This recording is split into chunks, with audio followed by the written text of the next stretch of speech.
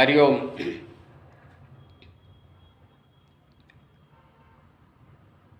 बापूजी के आश्रम की जितनी समितियां हैं, 1400 समितियां हैं, उसमें से काफ़ी समितियां जग चुके हैं, काफ़ी समितियां जो है नहीं जग पा रही हैं। क्यों? कि हमको सुनने में आ रहा है कि आश्रम वाले जो है इनको पैसा बांट दिए हैं, ये लोग बिक चुके हैं। आज एक बात का खुलासा कर दे रहा हूँ कि अगर आप अभी नहीं जगे, बापूजी को बाहर नहीं निकाला, तो सारी ज़िंदगी आप रोते रहोगे। लाख 2 लाख 20 करोड़ रुपए की कीमत और बापूजी की कीमत में आंक रहे हो। आश्रम में अगर आपको पैसा दिया, आप आश्रम से पैसा लिए हैं, तो आप जो है खड़े हो जाओ।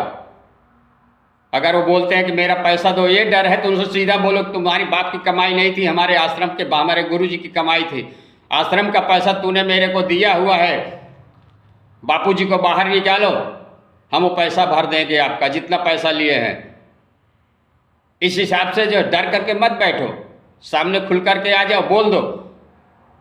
अगर पैसा मांगते तो हम पैसा देंगे, लेकिन शर्त एक, पहले बापूजी को बाहर निकालो, इसके बाद हम पैसा जितना लिए हैं आपसे, हम सारा का सारा पैसा बापूजी को बाहर, आपको एक पैसा भी नहीं भरना पड़ेगा।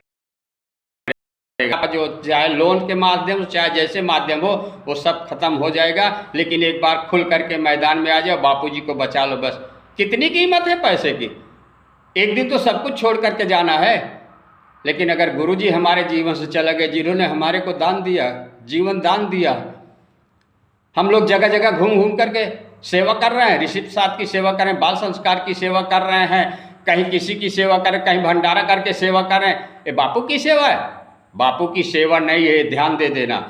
ये हम अपने कल्याण के लिए कर रहे हैं। आज बापूजी की सेवा करना, बापूजी को बाहर जेल कैसे निकालना है। बापूजी खुद बोल रहे हैं कि हमारे साथ अत्याचार हो रहा है, हमारे साथ गद्दारी की जा रही है, हमारे को जो सताया जा रहा है। आज जो लोग खड़े हैं वो सच्ची सेवा गुरु की कर रहे हैं, गुरु के लिए खड़े हो गए हैं, अपने बापू के लिए खड़े। ये बापू की सेवा है।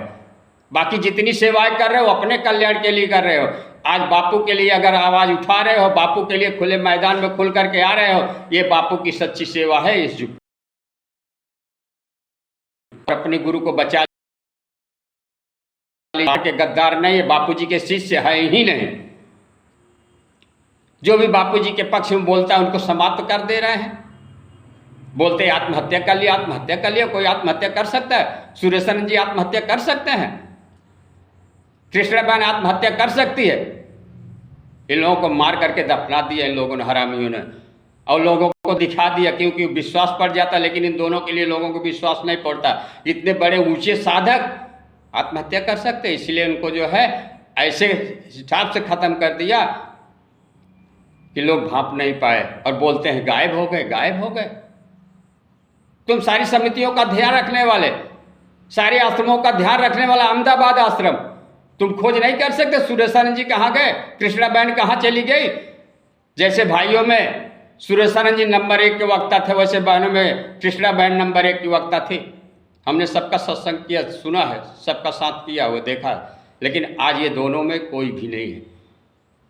इसको साधकों को समझना पड़ेगा। कोई संचालक क्यों नहीं मर जा रहा है? किसी संचालक को कोई बीमारी क्यों नहीं हो जा रही? खाली बापूजी को हो रहा है, या बापू के सच्चे साधकों की ही मौत हो? क्या कारण है? इसके लिए साधक लोग विवेक नहीं लगाएंगे, लगाना पड़ेगा। अब समय आ गया है, बापूजी तो आएंगे, पक्की बात है, इनको कोई ऐसा हटा नहीं सकता। आज गद्दार लोग जिस हिसाब से बापूजी के शरीर के साथ खिलौना कर रहे हैं ना, बापूजी ऐरा गैरा नहीं है। जैसे भगवान रामचंद्र जी रावण को तीर से मारते थे, सारे मुंडी कट जाती थी, फिर से मुंडी तैयार हो जाती थी, रावण तो नष्ट हो गया। ऐसे बापूजी को तमाम प्रकार के रोग पैदा कर रहे हैं, वो सब खत्म होते जा रहे हैं, नए उनके शरीर में नई ऊर्जा होती जा रही है। रावण तो खत्म हो गए, आज जो है कि वो नहीं रहे, लेकिन बापूजी खत्म होने वाला नहीं, ये भी ध्यान दे देना। साधक जगो, जगो। आज नहीं जगोगे तो कब जगोगे? आज गुरु को सेवा करने की सच्ची सेवा आज सामने आ गई है कि जो हम सचमुच में गुरु की सेवा करने के लिए उतर गए हैं, कि क्योंकि गद्दारों ने बापूजी को समाप्त करने के लिए, उनकी क्षमता हड़पने के लिए तत्पर हो गए। इन सब गद्दारों को भगा देना है। हरिओम हरिओम हरिओम।